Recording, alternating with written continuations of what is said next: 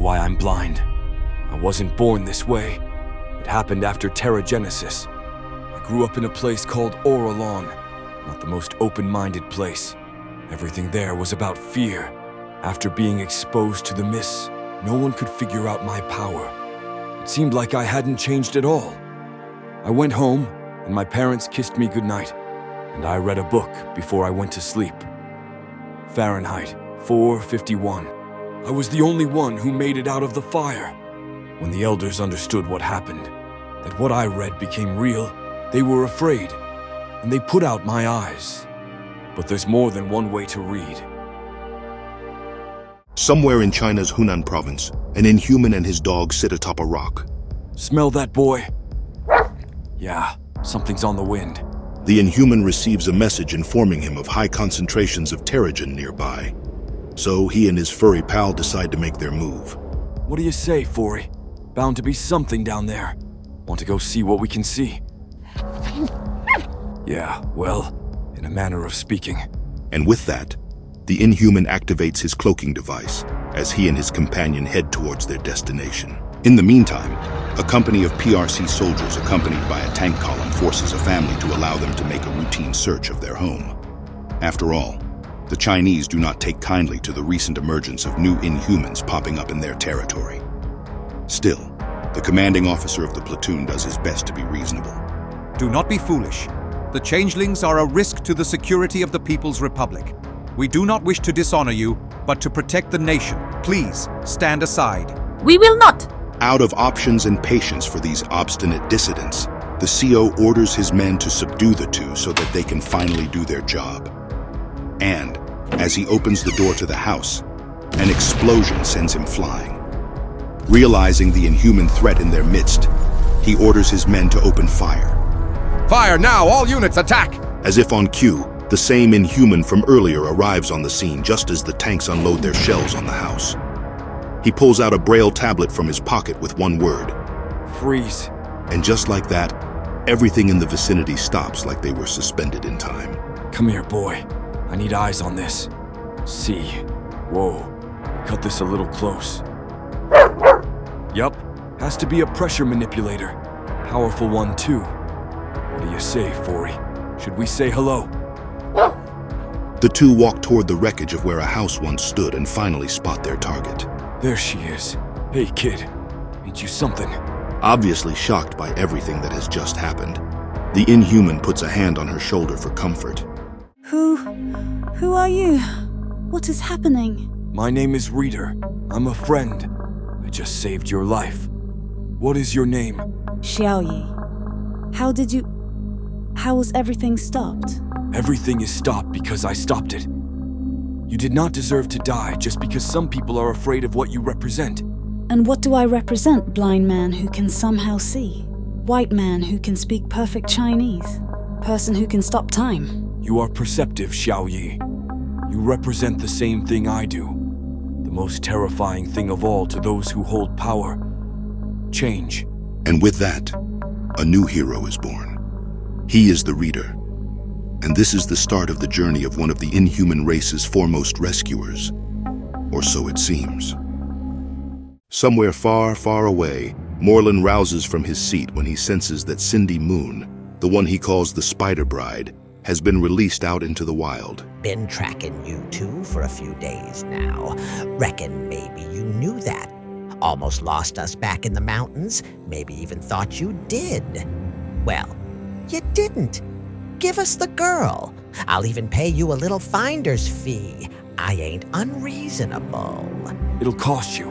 This girl came out of that cocoon more powerful than any Inhuman I've seen in a long, long time. Found her in China. Had to cross lots of unfriendly borders since then. No passport, you know. Her powers have really come in handy. Been training her. Here, let me give you a demo. You can test the merchandise. Xiaoyi doesn't understand a lick of English and has no idea what Reader and the bounty hunters are talking about. But we immediately discover that it's a ruse to allow them to shake off these career kidnappers. What are you saying to them? Now, Xiaoyi, like we've practiced. No mercy. No mercy. Xiaoyi uses her powers to bind and knock out 3 of the 4 hunters. One remains standing, so Reader takes it upon himself to eliminate the straggler. Fori, eyes, see. Good boy. With the bounty hunters gone, the three travelers carry on with their journey. These probably aren't the only people tracking us. Let's get going. To Enelux? Is it far? We've been traveling forever. Not far. A week or two if we can buy passage across the Aegean. Good work, Xiao Yi. Thanks, Reader. They eventually reach the Italian city of Venice, where one of Enelux's secret bases is located. And after going through the routine check required to enter its premises, Xiao Yi notices something alarming on Enelux's walls. Reader, the man who almost caught us back in Turkey. He had a symbol on his hat. It's on the wall. I'm looking right at it. I don't understand. Is that right? I didn't see that. Reader explains that Enelux has a lot of recruiters around the globe, some more zealous than others. But he promises the young girl that she'll be safe here. They then enter a room where another Inhuman only known as the Capo greets them. The Capo is, for all intents and purposes, the head honcho of Enelux, with one being appointed to the position in every generation. And it's here we discover that the Reader might not be entirely as noble as he seems. Thank you, Reader. As always, you have an excellent eye. Your payment will be deposited into the usual account. The Enelux Group looks forward to receiving your next acquisition. You'll be safer here than with me, Xiao Yi. The world is a dangerous place these days. Enelux has books, all the books you could ever want. I'll be back as often as I can. Reader? It doesn't take long for us to find out just how shady Enelux really is, especially the Capo, as we discover that he has been planning to transfer his mind into Xiao Yi's body all along, all in hopes of extending his life and maintaining his position as the one who runs Enelux. Somewhere else inside the building complex, one of Enelux's employees praises Reader for a job well done. However, he soon finds out that this job isn't what he signed up for. She's smart, real smart. You'll see, once you get her in one of your schools. She'll make you guys a lot of money one of these days. Nah, no need for that. What do you mean? Isn't that what you guys hired me for? To bring you new Inhumans to work for Enelux? Well, sure, usually, but ISO's special. The Capo's going to take her for the transfer. She'll be his new body for the next generation. Not a minute too soon either. Guys around here thought he'd die before he ever found a successor.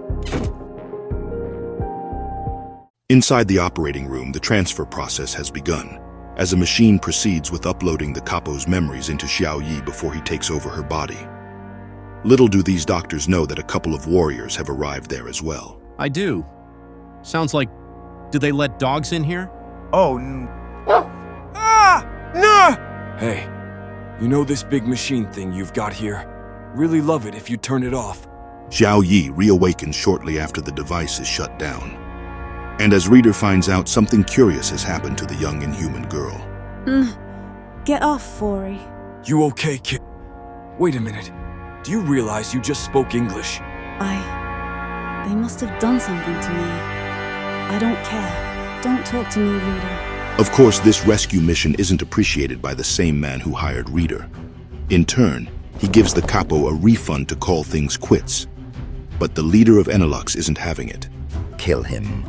Kill Reader. Harm the girl and you will burn, but kill him.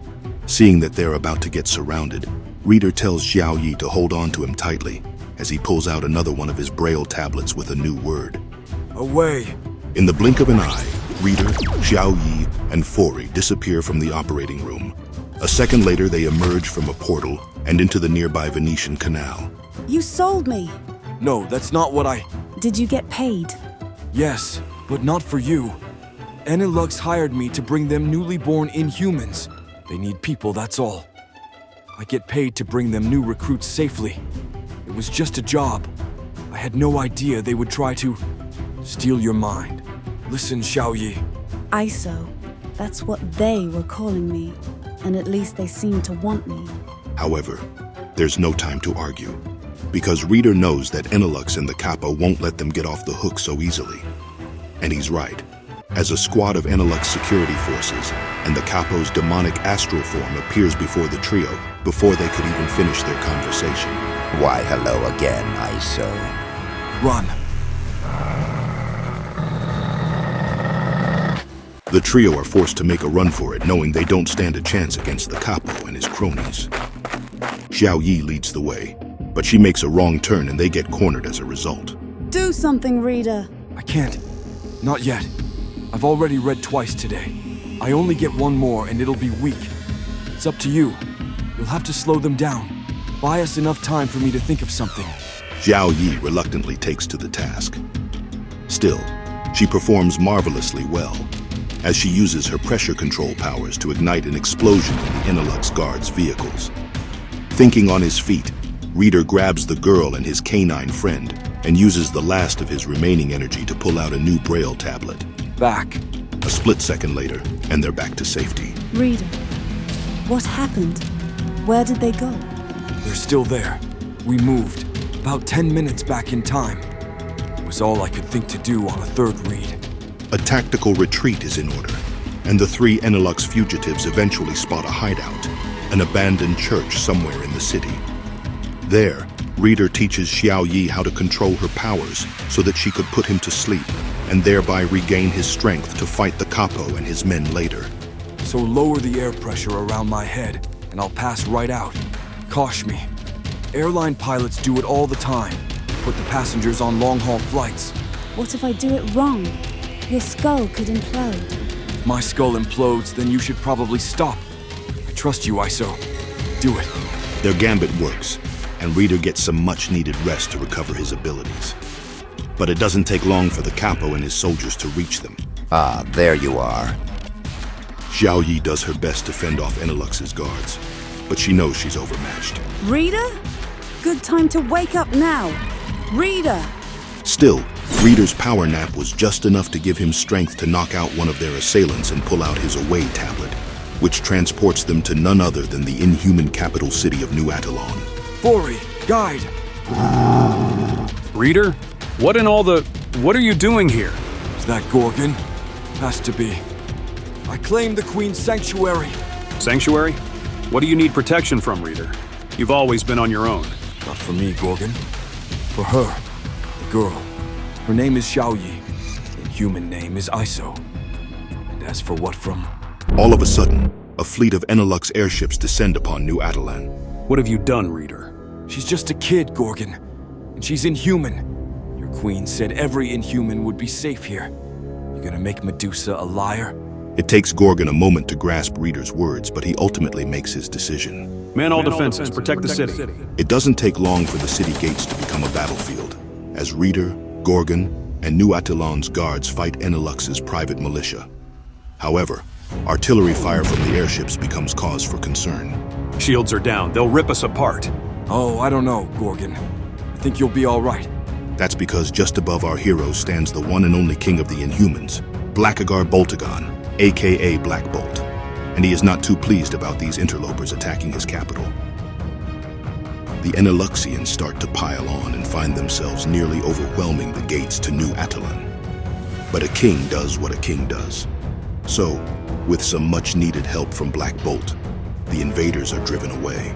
The Inhuman king then locates the capo's astral form, and in a move that can only be described as something reminiscent of his namesake, even Enilux's leader is defeated. In the aftermath, Inhuman Queen Medusa arrives in the capital to see the devastation left in the wake of the skirmish. She is only glad that her people are safe. Still, a question still lingers in the air. But why would Enilux attack us? And in such force? Do you know? I think I can answer that, Queen Medusa. They wanted this woman, ISO. I see, Reader. Welcome to New Attalon. It's been a very long time. Why is Enilux so concerned with one young Inhuman? Is she so powerful? Reader gets them all up to speed with everything that has happened. Fortunately, they came to the right place. What's happening, ISO? I can't see. The king is holding out a hand. He's smiling. Ah, thank God. They'll take you. They'll keep you safe. But Reader, what if I don't want to? Please, ISO. I understand, and we'll talk. Just take Black Bolt's hand. And with that, the girl once known as Xiao Yi becomes a part of the Inhuman family. Not long after, Xiao Yi says her farewell to Reader and Fori. She's still understandably sour about what Reader had done. But, as he puts it, You're right. Nothing much more to be said about it. But if I'd known what Enelux would do to you, I would never have taken you there.